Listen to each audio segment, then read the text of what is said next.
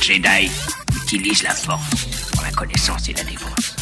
Jamais. Ce sont des clients très importants, ils ne peuvent pas attendre. Eh ben, ils vont apprendre. Nous avons juré de protéger jusqu'à la mort la pierre du temps. Et j'ai juré de plus manger de glace, mais Pareil qu'on a créé un parfum pour moi. Ah, ça nous botte tous de t'entendre dire ça. Il faut avouer que voir Donnie massacrer un nazi, c'est presque aussi chouette que d'aller au cinoche. Bienvenue dans ce nouvel épisode de LNDS. LNDS, c'est le format news de la nuit des sorties, où on analyse l'actualité de l'industrie du cinéma sous toutes ses coutures. Et pour ce faire, je suis comme d'habitude avec Al. Bonsoir Al. Bonsoir Ista, comment ça va? Ça va et toi? Bah écoute, on va dire que l'actualité est très mouvementée en ce moment. Mais ouais, on garde un peu la forme quand même, parce que bah ouais, il y a Dragon Age 4, voilà, j'adore un jeu qui s'appelle Dragon Age, et on a eu des trailers, on a eu du gameplay, je suis conquis, voilà, j'attends que automne pour jouer, pour m'enfermer et jouer à ce jeu. Voilà, c'est ça mon mindset en ce moment. Et toi? Encore un jeu où on va passer 50 heures dessus. 50 heures, t'es gentil, hein. Oui, mais minimum quoi. Mais oui. Ouais, clairement. Non, bah j'ai hâte aussi, là, oui, il y a eu le non-E3, comme on dit maintenant. Mais ouais, il y a eu des annonces un peu sympas. Bon, c'est pas le plus gros... les plus grosses annonces de jeux vidéo là qu'on a eu, on a déjà eu des années meilleures, mais ouais, ça fait plaisir d'avoir le retour de Dragon Age, ça fait plus depuis 2014 quoi, donc ouais, ça fait plaisir. Voilà, c'était la petite news jeux vidéo de ce podcast cinéma. Oui. et ben on va attaquer tout de suite les news avec une adaptation. Encore une fois, une adaptation d'un bouquin qui s'appelle Hunger Games. Et oui, vous connaissez peut-être la saga Hunger Games. Non. Et bah, il y a un nouveau film qui va sortir qui s'appelle Sunrise of the Reaping. Et en fait, c'est une nouvelle adaptation de la romancière, du coup, Suzanne Collins. Sauf qu'elle l'a pas encore écrit.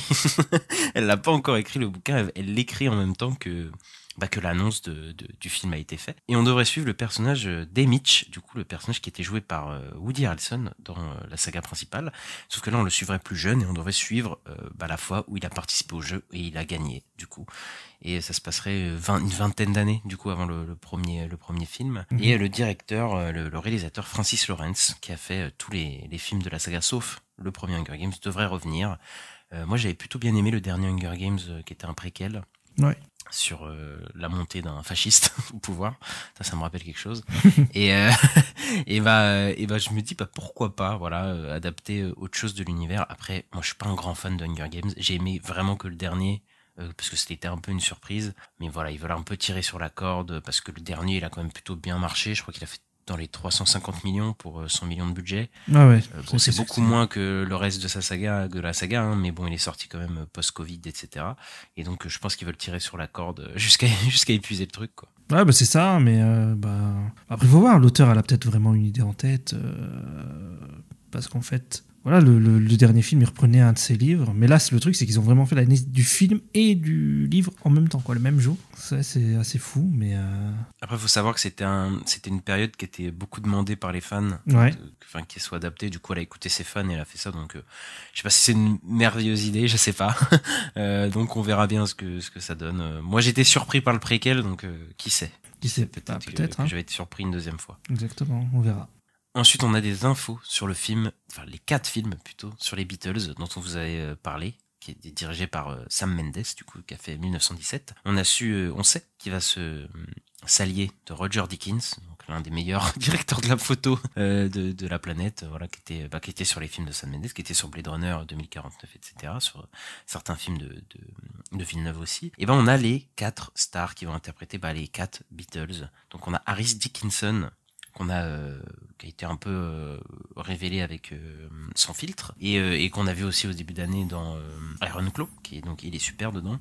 Et on a Paul Mescal, donc lui chaque année il est révélé, voilà, qu'on avait vu dans Aftersun, etc., qui va jouer lui Paul McCartney. Barry Keoghan, qu'on a vu dans Saltburn récemment, va jouer Ringo Starr, et Charlie Rowe, donc c'est un petit nouveau puisqu'on l'a pas trop vu, qui va jouer George Harrison. Du coup, un casting quand même 5 étoiles pour les Beatles, Ista. Gros casting, hein, ouais, effectivement. Tous les acteurs qui sont en train de monter en ce moment, hein, parce qu'on les a vus aussi dans certains blockbusters. Barry Keoghan était dans Eternals, et puis il y en a d'autres qui vont sûrement arriver dans le MCU ou je sais pas où, mais... Paul Mescal est dans Gladiator 2. Bah voilà, par exemple. Donc ouais. Juste Charlie Rowe, c'est qui encore ? Je sais pas, c'est un petit jeune, j'ai vu vite fait, ouais, il a fait pas de grand chose de très... Enfin, tu vois, il a fait des petits films, mais okay, rien que je connais quoi. Moi aussi, je le connais pas, t'inquiète. Non, bah oui, gros casting. Et puis, on va voir, il y a toujours ce truc de faire 4 films Beatles qui est très bizarre, mais très curieux du projet quand même. Ouais, bah apparemment ils voudraient shooter dans l'année 2025 et pour le sortir vers 2027 peut-être, 2027, donc bon, ça c'est encore dans longtemps. Mais je pense qu'ils vont aller chercher des Oscars et des trucs, mais je pense pas qu'ils vont sortir en même temps. J'avais vu des gens qui disaient qu'on en aurait un par saison en fait, donc toute l'année peut-être, 2027. Et du coup, ça racontera pas vraiment. Enfin, ça sera le point de vue en fait de chacun. Donc voilà, ce sera un peu un film différent, mais qui s'entrecroisent. Ouais. Je sais pas du tout si ça va marcher du tout cette histoire, mais c'est assez intriguant. Voilà. Déjà faire un film, c'est risqué d'en faire 4. C'est énorme, quoi. Ouais, clairement. Bah après, les budgets seront moindres puisque tout sera un peu mélangé au final. Donc, donc ça va. Donc oui, ils vont tout tourner d'un coup. C'est ça. Bah, je pense oui. Ok. Bah écoute, très très curieux du projet, on va voir ce que ça donne. Chez Sony, on a une annonce d'un nouveau jeu, Angry Bird. Voilà, parce qu'il y avait eu un premier film et un deuxième film en 2019, que moi j'avais complètement zappé qu'il y avait un deuxième film, Angry Bird. J'avais vu le premier, en vrai je l'avais trouvé sympa. J'ai trouvé ça un peu rigolo. Mais bon, c'était pas fou, tu vois, c'est pas un film incroyable, quoi. Jason Sudeikis et Josh Gad, voilà, reprennent leur rôle de Red et de Chuck, donc qui étaient un peu les personnages principaux, il me semble. Hein. Oui, bah c'est ça, ouais. Après, j'ai vu, ça a quand même plutôt bien marché au box-office. Ouais, c'est pas non plus des cartons à la moi moche et méchant et tout, mais pour les budgets qu'ils ont, apparemment, ça marche plutôt bien. Moi, Angry Birds, j'y jouais à l'époque dans la cour. Ah oui. avec des potes, voilà, bon, c'était un peu marrant, mais j'avoue que l'idée de faire des films, j'ai jamais vu vraiment l'idée. Mais apparemment, ça marche un peu, donc voilà, je pense pas que je regarderai, j'avoue, parce que ça m'intéresse pas du tout. Mais ça a l'air d'être une franchise qui marche plutôt bien, autant au jeu qu'au final au cinéma. Bah ouais, écoute, dis-toi que ça va avoir sa trilogie avant Superman. Superman a déjà une quadrilogie, je te signale. C'est vrai. Mais elle compte pas. Non, D'accord. Bah, les fans de cette quadrilogie te remercieront du coup. Non, c'est qu'une duologie, il n'y a pas d'autres films après.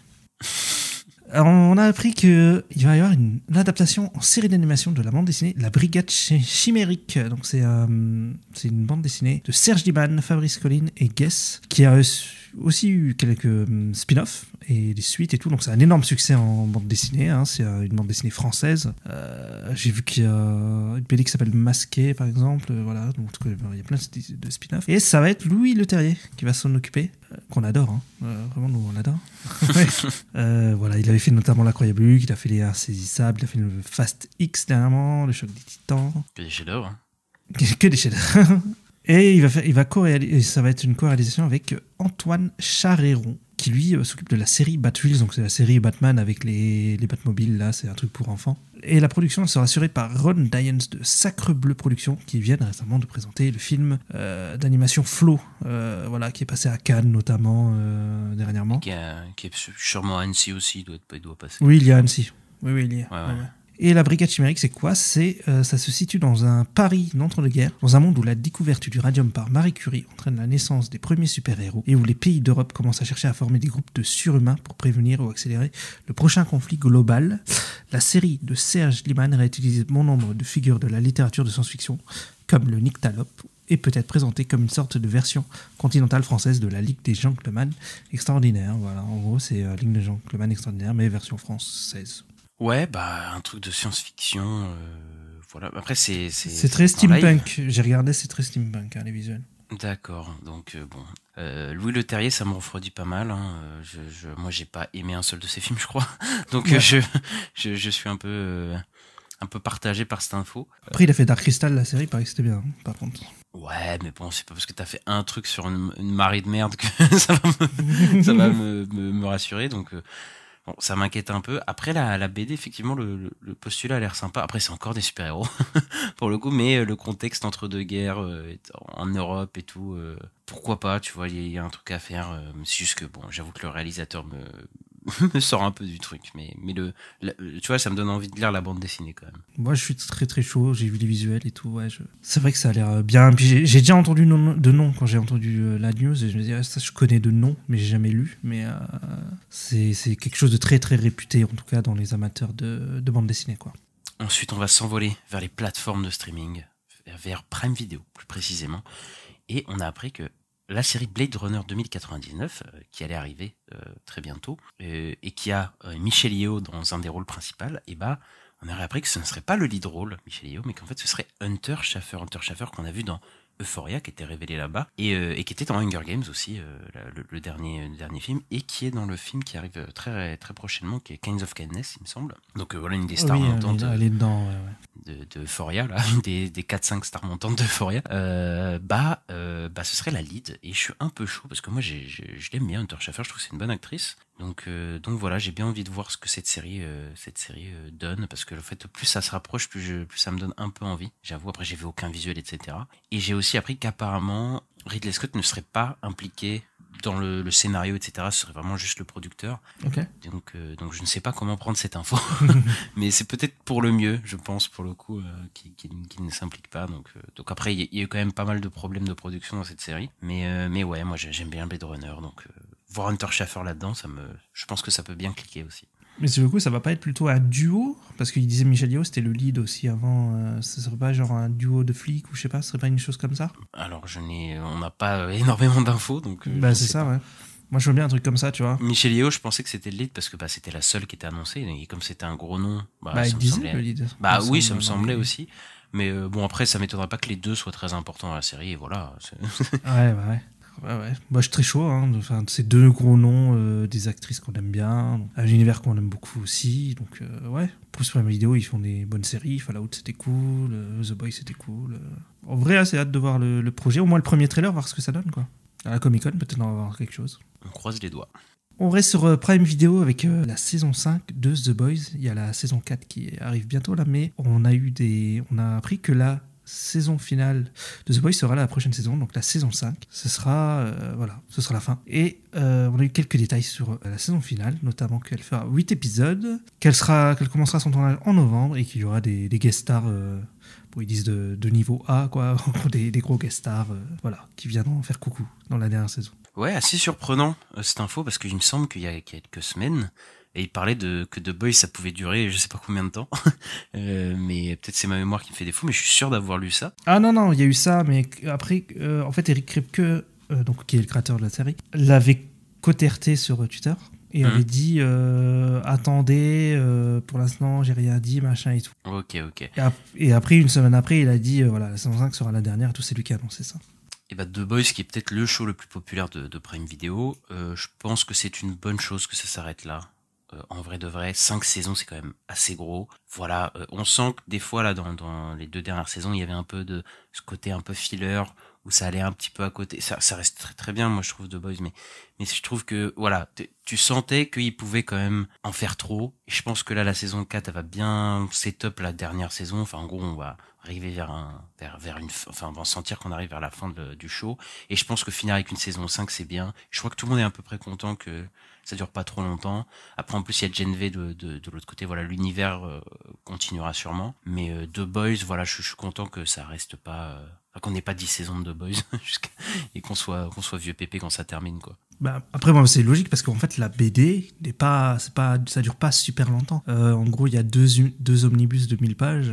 Et je pense qu'on a bien fait le premier omnibus et qu'on est dans le deuxième, quoi. En gros, si on suit l'histoire de la bande dessinée, du comics. Donc on doit avoir fait déjà pas mal. Et oui, je pense qu'ils avaient dit au début que ce serait prévu sur 5 saisons. Au final, ce sera 5 saisons. Mais ça sent aussi qu'on arrive vers la fin, je pense, avec là le truc de l'élection et tout qui arrive dans la saison 4. On sent que qu'il reste plus grand chose. Mais oui, il y a Gen V qui continue, et puis sinon il va y avoir The Boys Mexico aussi. Voilà. C'est ça, donc l'univers continuera, mais voilà, que la série principale au bout d'un moment s'arrête, ça me semble pas plus mal. Voilà. Clairement. Et on va aller faire un petit tour du côté Netflix, et on va parler de Zack Snyder, notre meilleur pote. On a appris la date de sortie de ces Director's Cut de Rebel Moon, qui ont été rebaptisés pour la Director's Cut. Donc le chapitre 1 s'appelle Chalice of Blood, et le chapitre 2 s'appelle Curse of Forgiveness. Et ils seront tous les deux disponibles du coup le 2 août sur Netflix. Donc voilà, les 2 films seront en version Director's Cut, donc je pense que ce sera 2 films de 3 heures. Ouais, à peu près. Voilà.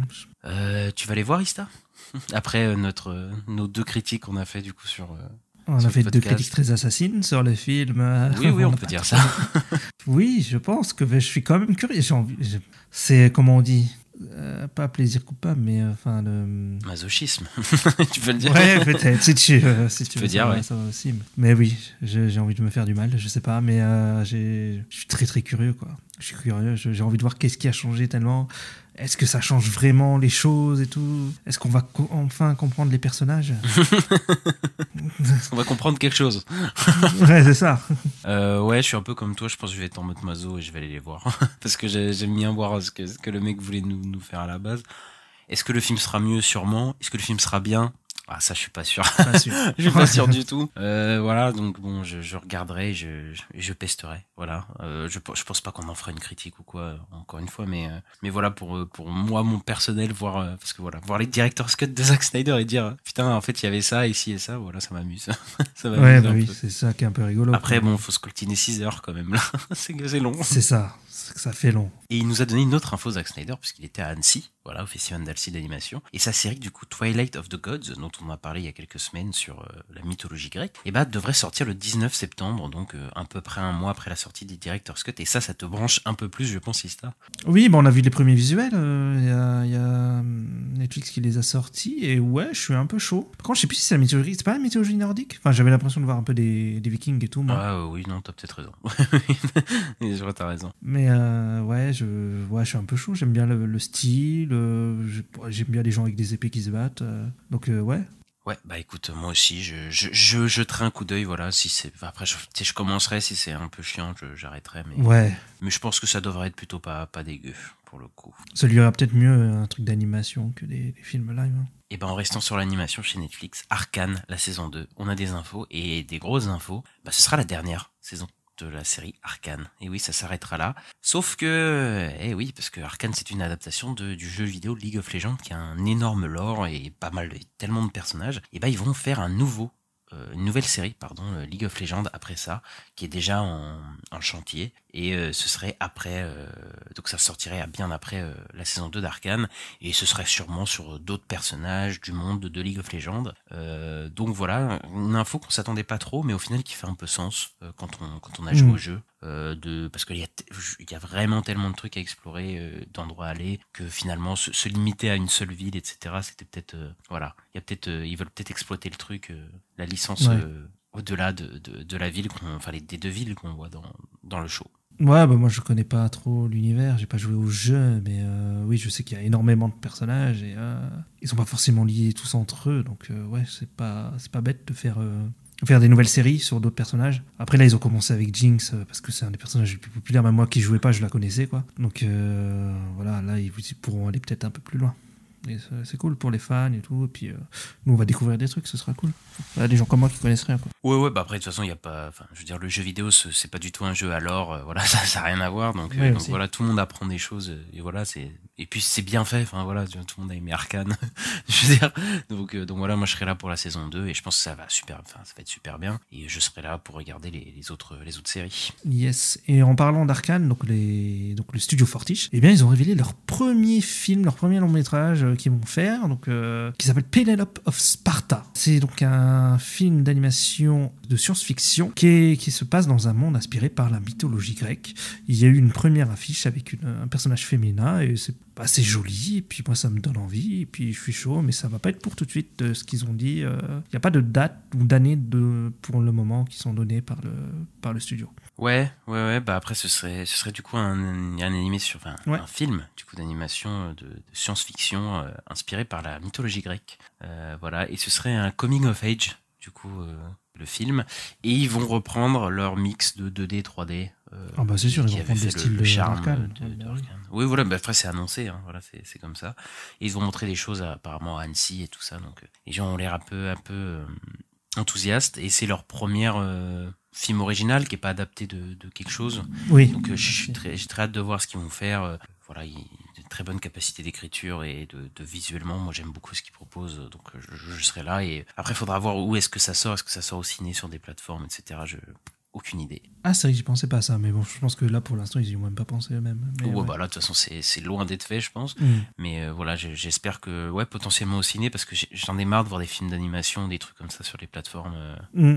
Pour le coup, j'aimerais bien que au ciné ça passe plus après avec les succès des Spider-Verse, etc., peut-être Oui. que voilà, l'animation, enfin, d'autres styles d'animation qu'à part Pixar, DreamWorks, tout ça peuvent avoir leur place au ciné et avoir des succès, quoi. Bah, ça, après, ça a déjà commencé. Tortue Ninja a fait plutôt un succès, hein, le Tortue Ninja de l'année dernière. Et il avait un style différent des Pixar, etc., quoi. Ouais, bon, après, là, j'y pense, mais bon, Tortue Ninja, Spider-Verse, tout ça, c'est des licences aussi. Ouais, donc, c'est des grosses licences, oui. Ça, c'est vrai. ça, c'est un truc original, je sais pas, quoi. Après, la mythologie grecque, ça attire toujours les gens, donc Ouais. potentiellement, je me dis que ça peut marcher, quoi. Par les créateurs d'Arcane. Donc, Ouais, voilà.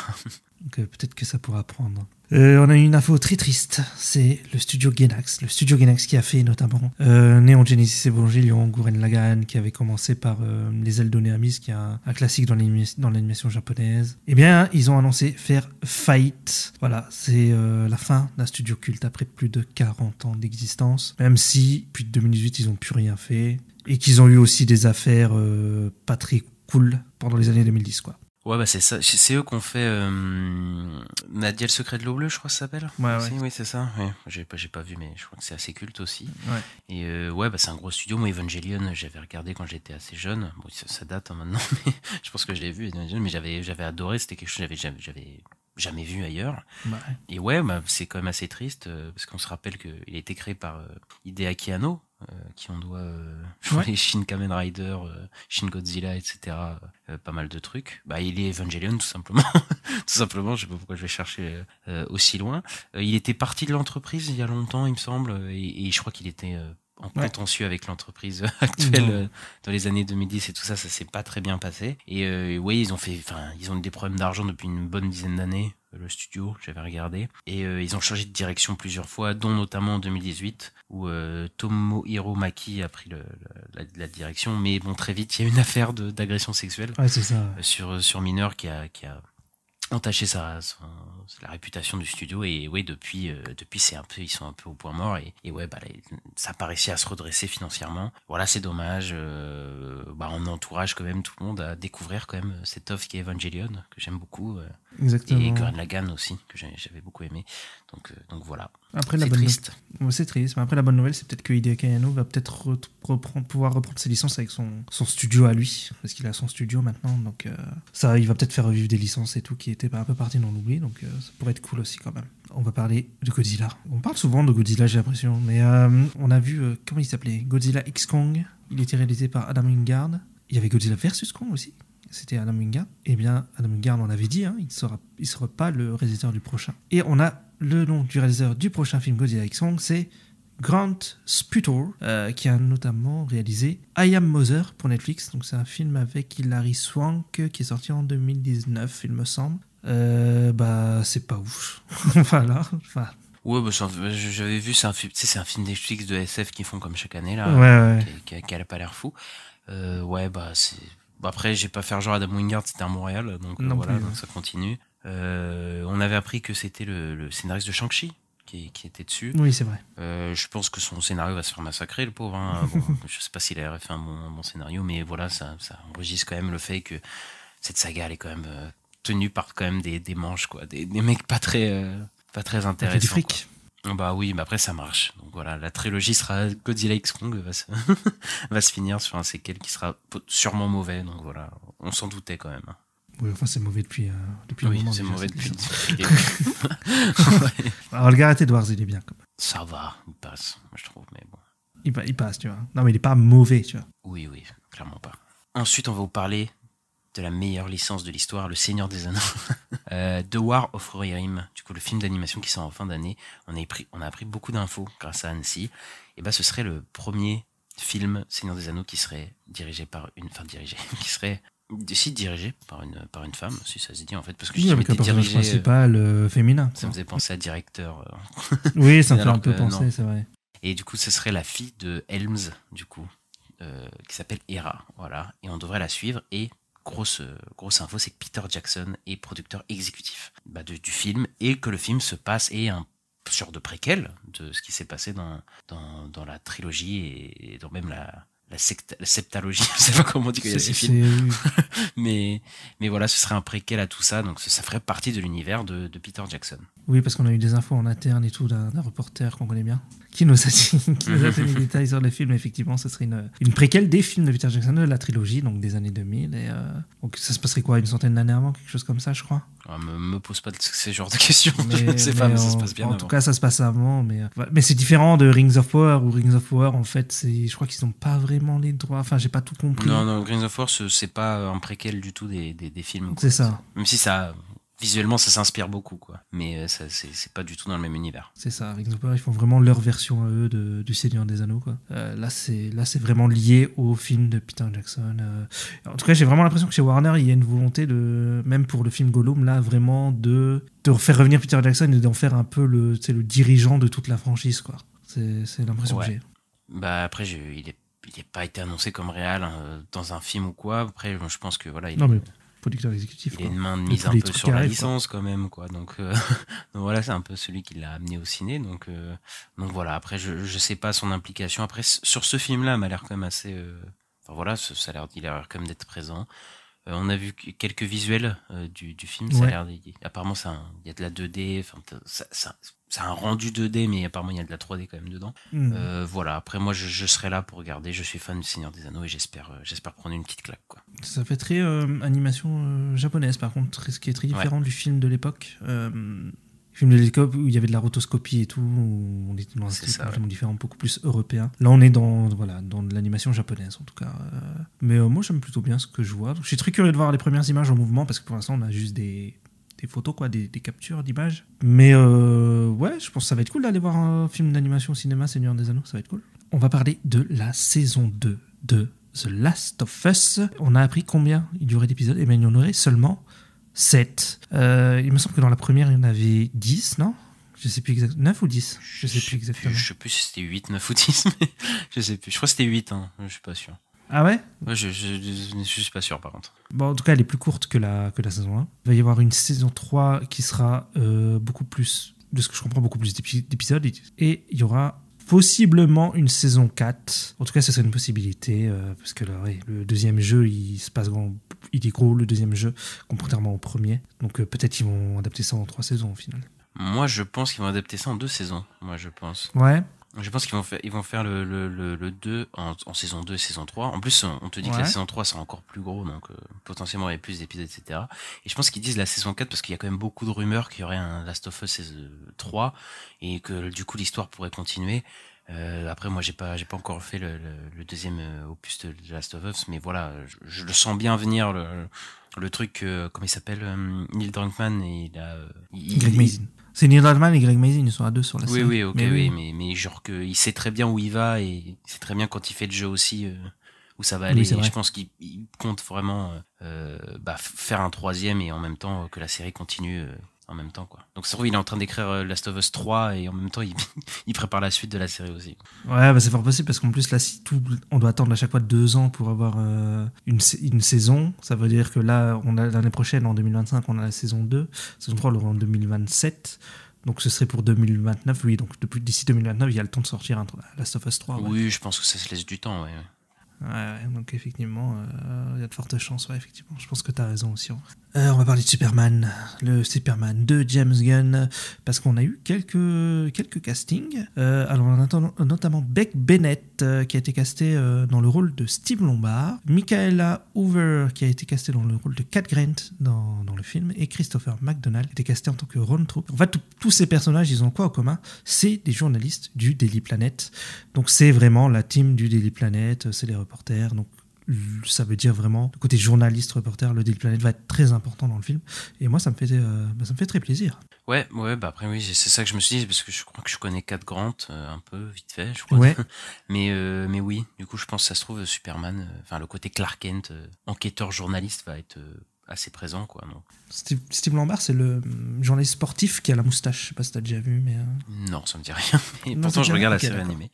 Je sais pas s'il y a dedans encore, mais ouais. Bah après ça se focus pas vraiment sur eux, mais oui, du coup peut-être qu'on verrait beaucoup plus de Clark Kent que de Superman dans ce film, qui sait. Oui, je pense qu'on va en voir pas mal, ouais. Enfin, ils vont peut-être faire un truc équilibré, j'espère quand même. Mais oui, on va avoir du Clark Kent, plus comme le premier film Superman, au final, où il y avait pas mal de Clark Kent, quoi. Donc ça fait plaisir. Et on reste avec James Gunn, qui annonce aussi du casting pour la saison 2 de Peacemaker avec Saul Rodriguez et David Denman. Saul Rodriguez va jouer le rôle de Sacha Bordeaux, et le personnage de Denman, par contre, est inconnu. Et j'ai une flash news. Oh. Tim Meadows va jouer un agent d'Argus qui s'appelle Langston Fleury. Voilà, c'est James Gunn qui vient de l'annoncer sur Instagram. Voilà, donc il y a ça, je pense, pour la saison 2 de Peacemaker. On a de plus en plus de trucs de casting. Le tournage a déjà même commencé, me semble. Donc, bon, l'année prochaine, on a clairement la saison de Peacemaker qui arrive, quoi. D'accord. Et tu connais le personnage de Sacha Bordeaux?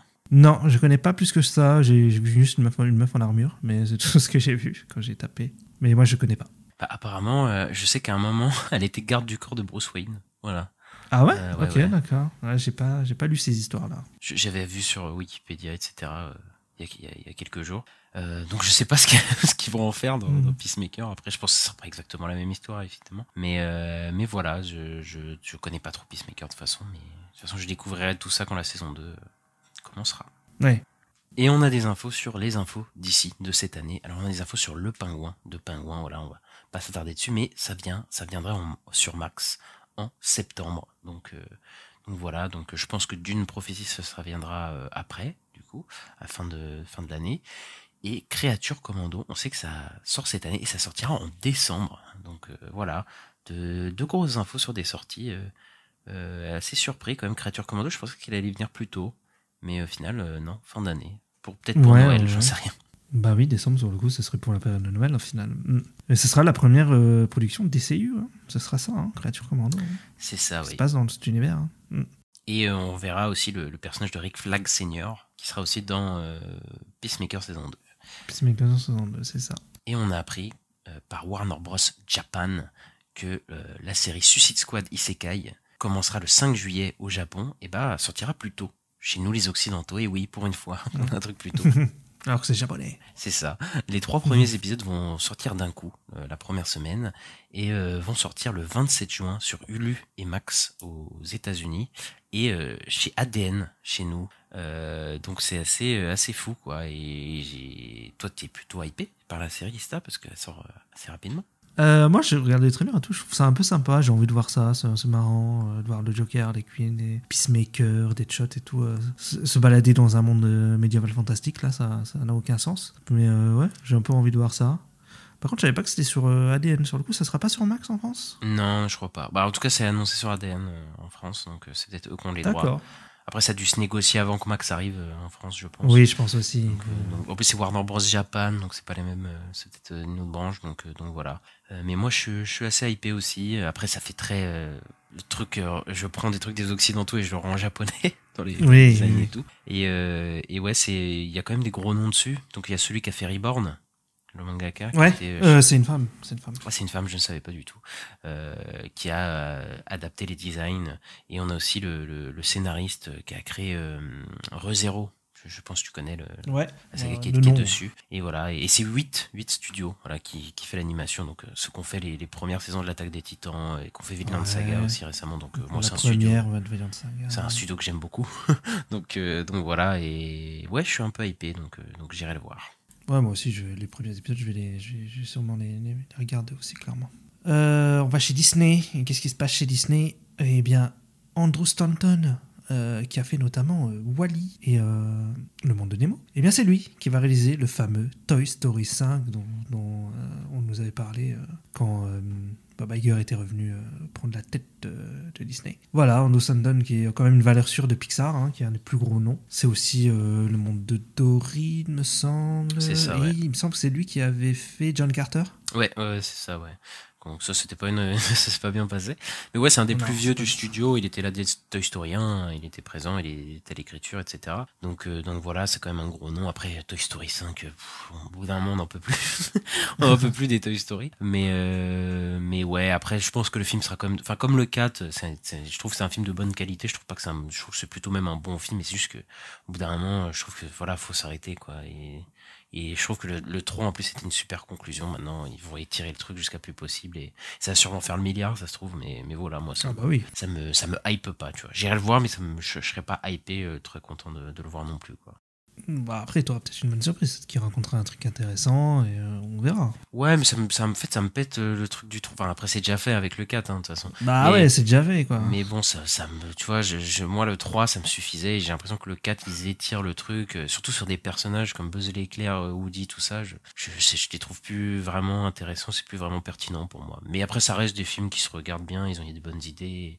Et voilà, c'est un petit côté doudou aussi quand tu les retrouves, mais ça pue, voilà, je trouve que ça a perdu de sa magie à partir du 4, pour le coup. Ouais, mais je pense que t'es pas au bout de ça, parce qu'il y aura sûrement des suites après si le film fait le milliard. Hein, de toute façon, là, c'est clairement annoncé, ils vont faire Toy Story 6, 7, 8, je sais pas combien, donc voilà, c'est leur plus grosse franchise, hein, donc je crois bien, quoi. Une petite news de Marvel Studios. On n'a pas grand-chose sur Marvel Studios cette semaine, mais juste, on va parler de la série Wonder Man. On a appris que la série ferait 10 épisodes, donc ce qui est un format assez long, puisqu'en fait, des séries en 10 épisodes, et bien en live action, il n'y en a pas eu une seule en live action chez Marvel, parce que c'était du 9 épisodes, WandaVision et She-Hulk, là, bon, Agatha aussi, ça va être 9 épisodes, il me semble. Du 10 épisodes, c'était que What If et X-Men 97. Et ouais, de l'animation. Donc là, ce serait 10 épisodes sur du live action. Bah, j'ai l'impression qu'en fait, c'est ce qu'il disait, ce qu'on avait appris, le studio qui revenait un peu sur les formats, sa série, etc., pour faire plus des vraies séries avec plusieurs saisons, etc. Bah voilà, là, on y arrive. Sur le coup, moi, ça me rassure, hein, en fait, au final. En fait, je sais pas quoi penser de Wonder Man, parce que c'est quand même le truc le plus secret, bizarrement secret de chez Marvel. Ça n'a jamais été annoncé officiellement. Pas annoncé, ils ont tourné ça, je sais pas du tout, je connais pas le personnage. Donc je suis très, je sais pas du tout ce que ça va donner. Voilà, je verrai le trailer, voir si ça me hype ou pas.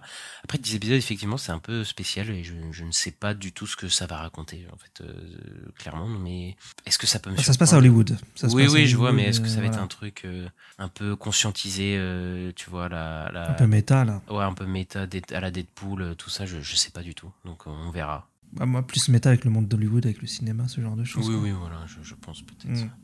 Ce sera peut-être plus comédique, etc. Donc oui, vrai, je pense que ce sera un peu comédie. Il y a le personnage de Travis Flattery, donc le personnage de Ben Kingsley qui est dans la série. Donc, oui.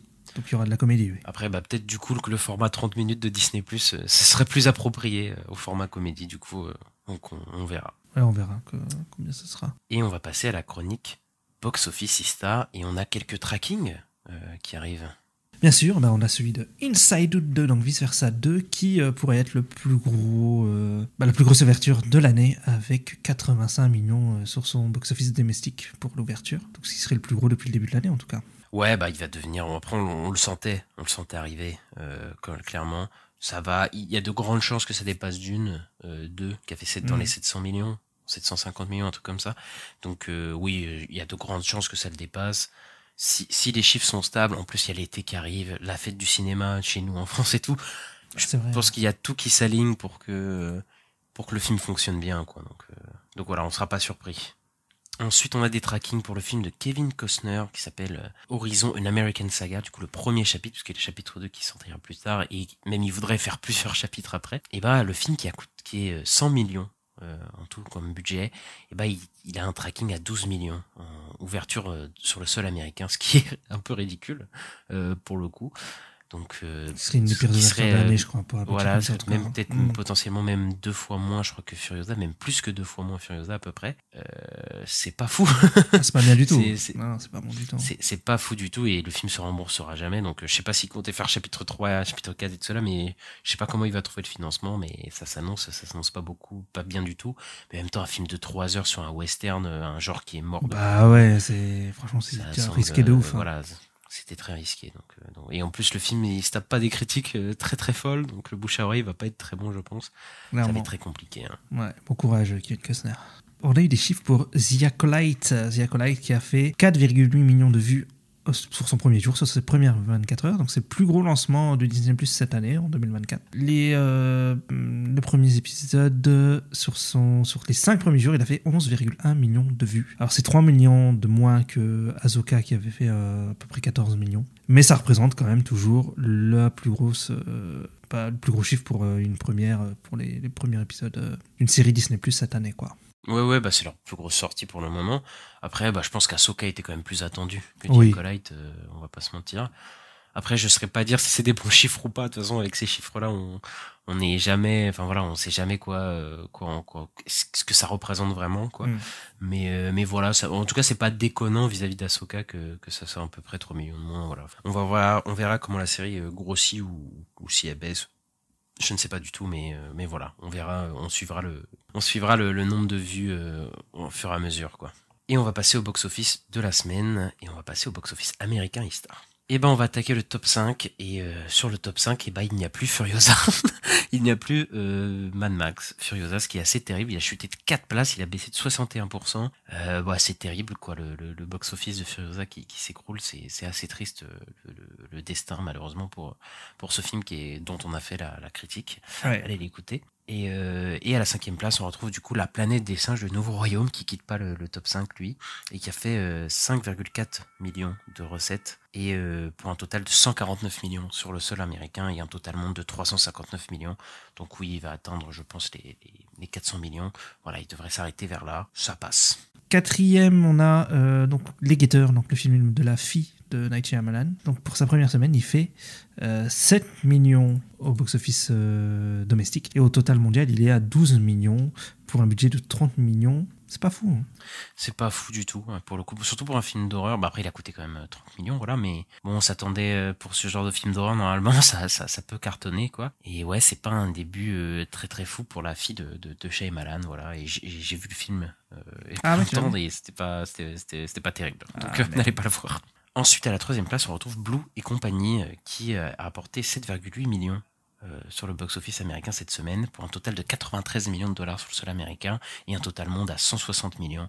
Donc voilà, pour un budget de 110 millions, le film il se maintient bien, parce que c'est un genre de film pour enfants, un peu d'animation, mais le flop est déjà là, donc c'est très compliqué, quoi. En 2e, on a Garfield qui perd une place pour sa 3e semaine et qui gagne 10 millions. Au box-office domestique, pour un cumul au box-office domestique de 68 millions. Au mondial, il est actuellement à 193 millions pour un budget de 60 millions. Énorme succès pour Garfield. Voilà, il va être rentable et tout, lui. Ouais.